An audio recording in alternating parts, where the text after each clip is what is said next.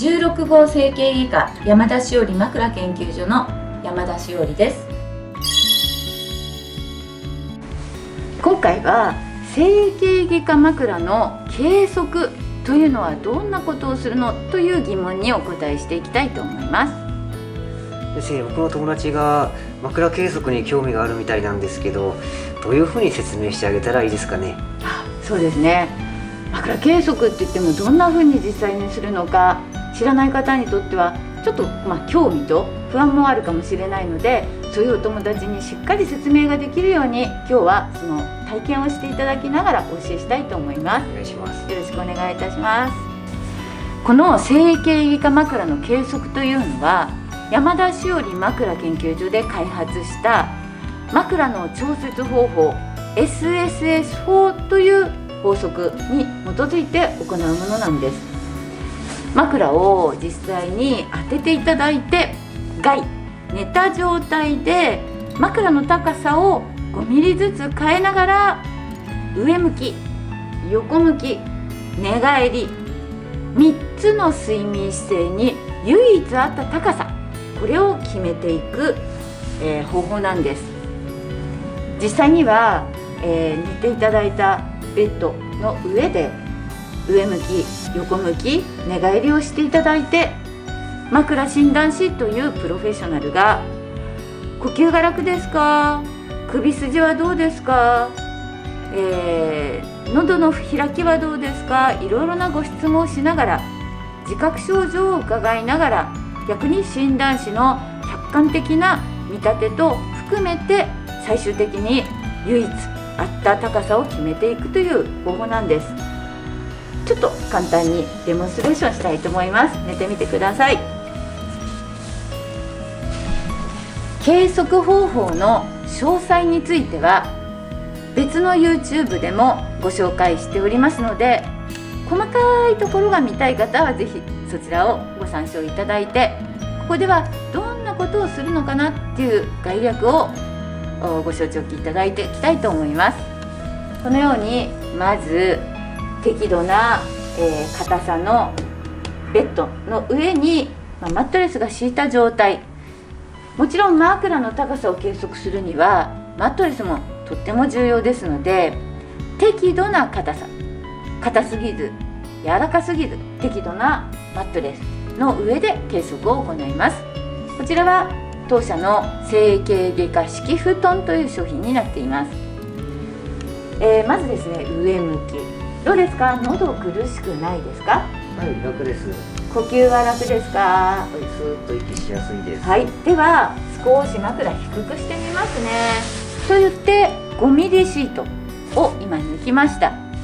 どうですか？呼吸違いますか？ちょっと喉が詰まる感じがしました。このように高さが変わることでわずかなたった5ミリでも喉が苦しくなったり、首筋が緊張したり、いろいろ不快な症状が出てまいります。もう一度戻してみますね。どうですか？この方が楽ですか？はい、こっちの方が息しやすいです。はい、このように今高さを戻しましたが、さらにもっとより高い状態も見ながら進めていきます。横向きしてみましょう。はい、手を前にクロスして、胸の前にクロスして膝を立てて横向きをお願いします。はい、今しっかりと横向きになった時、肩の圧迫感いかがですか？はい、圧迫はなくて楽です。はい、右の顔、ほっぺたのあたり圧迫感はないですか？はい、ほっぺたも圧迫感ないです。首の軸見てみると、頭から首まで非常に綺麗な真直線で、この直線が寝ている真正面と平行になっていれば横向きはバッチリ合っています。これを抜くと、はい、少し頭下がる感じいたしますか？はい、頭が沈んだ感じがしました。頭頂部といっておでこの方が顎よりも少し下がっていって肩が窮屈になりませんか？はい、ぎゅーっと圧迫感が出ます。はい、横向きでは枕が低すぎます。ではもう一度戻してみます。この方が楽ですか？はい、肩や、顔も楽です。はい、では最後に寝返りの確認です。もう一度上を向いていただいて、はい、真ん中にちょっと右2センチずれましょ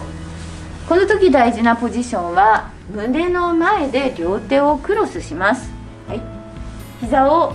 だいたい60度ぐらい立てる形でしっかりかかとをつけていただいて、右左右左上と寝返りを打ってみてください。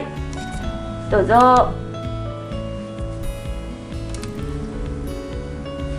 肩と腰コロコロと寝返りを打てているのが分かりますね。どうですか、寝返りしやすいですか？はい、楽に寝返りができてます。できますね。これがスムーズな寝返りと判断いたします。ではゴミでシートを抜いてもう一度お願いします。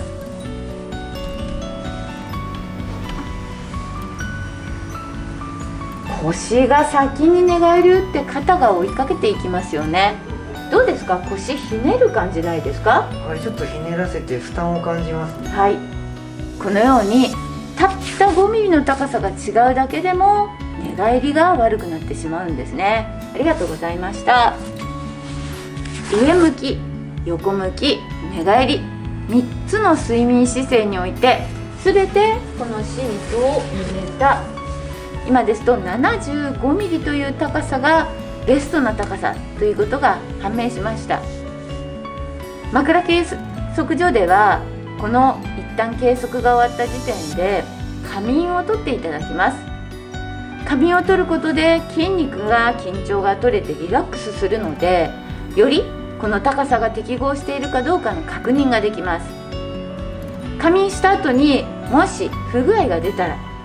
例えば仮眠して筋肉の緊張が取れてやっぱり喉が詰まってきたななんていうことが起こったら、最終的にこの高さを抜いてお渡しする枕を70ミリで作るということも時にはあります。仮眠はとても大事です。また、短時間の仮眠では心配だわという方、もちろんご自宅で6時間7時間8時間ご自分の睡眠時間、適した睡眠時間をとっていただいて、1週間2週間使った後でも何か不具合が出た場合は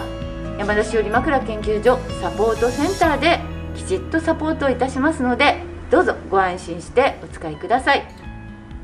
これが整形外科枕の計測の概要となります。先生、ちょっと質問があるんですけど、僕の友達が頚椎症になっちゃったんですけど、それに合う枕はどうでしょうか？このような質問はよく患者様からもいただくんですね。私は頚椎症です。頚椎椎間板ヘルニアがあります。腰の病気です。その病気に合った枕を作る必要性があるかというと、それはございません。私の研究ではこれまで6万人7万人という患者様やお客様のこの枕を計測してきて分かったこととしては、男女、年齢、そして、体の病気、体型の特徴、このようなことに一つずつ合わせて枕を作る必要はないんです。大きな傾向はありますが、実はどのような方でもおおむね最適な枕をした時の首の角度というのが決まっているんです。それに合わせて枕を作ればいいんです。頚椎症だからといって A の枕、ヘルニアだからといって B の枕、腰椎症だからといって C の枕というわけではないということを覚えておいてください。はい、はい、もし多少ものすごく特徴のあるお体型であったり、すごく重症の何か病気がある場合には少し、枕計測に変化を与えて、アレンジすることはありますが、それはごくごく少ないパーセンテージというふうに考えていただければと思います。先生、首の角度が15度とおっしゃっていましたが、その15度というのは先生が考案したものなんでしょうか？はい、その通りです。20年ぐらい前に私が多くの患者様にレントゲン撮影や MRI 撮影をしていくと、適切に整えた枕で症状が改善した方、そういう方は画像診断の中でどうも首の角度が15度前後になっているっていうことに気づいたんです。発見したんですね。そうなんですね。それであえて一例一例きちっとこの、角度を見ながらレントゲン撮影や MRI 撮影の後、画像の計測というものを行ってみると、本当に平均的に15度から18度ぐらいになってるということの事実が分かってきたんです。これは手前味噌ですが、ちょっとした大発見かなと思っています。でこのことは世界でもまだまだ認知されていない事実なんですね。つい先日、私はこれを英語の論文にして海外に発表したんですが、それはおそらく世界でも初めての発表となる、それぐらいまだ知られてない事実なんです。先生、その15度っていう角度ってレントゲンで見ないとわからないんじゃないですかね。僕の友達もレントゲン取らないといけないんですかね。決して前例お客様患者様にこのレントゲンや MRI を取って15度を確認しているわけではありません。私を含め当研究所の枕診断士というプロフェッショナルは多くのお客様患者様を見ながら、およそ肉眼的に見ても15度というのがもう頭の中にインプットされていますので、必ずしも角度計を当てる必要はございません。逆にきっちり15度ではないんですね。その人その人の体型によっても、14度13度であることもあるし、16度17度であることもある。中には非常に背中の丸みの強いご高齢者の方だと20度以上のこともあるんですね。なのであまり角度にとらわれず、厳密な角度計で測るということではなく、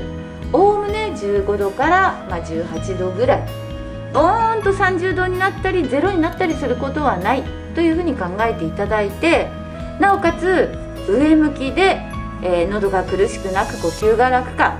横向きで体の軸が整っているか、そしてこの角度、この辺りを見ながら最終的には寝返りがスムーズにできるかどうかで枕の計測を判断いたしますので、必ずしも厳密な角度計測ではないと考えてください。先生、ネットでも買える枕を見つけたんですけど、それも計測してもらえるんでしょうか。ドクターズピローはご計測をする枕ではございません。インターネット上オンラインショップや石モールなどで枕を販売しておりますが、こちらは、インターネット上にご本人の、年齢性別体格などを入れるインプットすることで適切な指摘枕の高さをお出しすることが算出することができるシステムを用いています。それをめどにおよそこのぐらいというところからご自分で中身をセットして実際に寝てみていただいて、そして微調節をすることによって、適切に使っていただくものとなっております。先生、僕の頚椎症の友人もこのドクターズピローを購入してもいいでしょうか。もちろん購入することはできますが、私の意見としては、あまりお勧めしません。もちろんご自分で調節していただきながら適切な高さを探していただくのも良いとは思うんですが、もしご症状がやっぱりあるとすれば、枕研究所、本社相模原店か渋谷店に来ていただいて、プロフェッショナルである枕診断士の計測を受けて指摘高さの枕をしっかりと作っていただくことをやはりお勧めします。そうでないと、ぴったりした高さにドクターズピローを合わせるまでの間がちょっと高さを誤ってしまうと首をより痛めたりっていうことも起こらなくなるのでそこはご注意ください。山田しおり枕研究所では整形外科枕、また整形外科枕ドクターズピロー、いずれのご質問、使っていて困ったことなどはご相談可能ですので、いつでもご連絡いただければと思います。どうぞよろしくお願いいたします。この動画をご覧くださった皆さん、高評価、チャンネル登録お待ちしています。よろしくお願いいたします。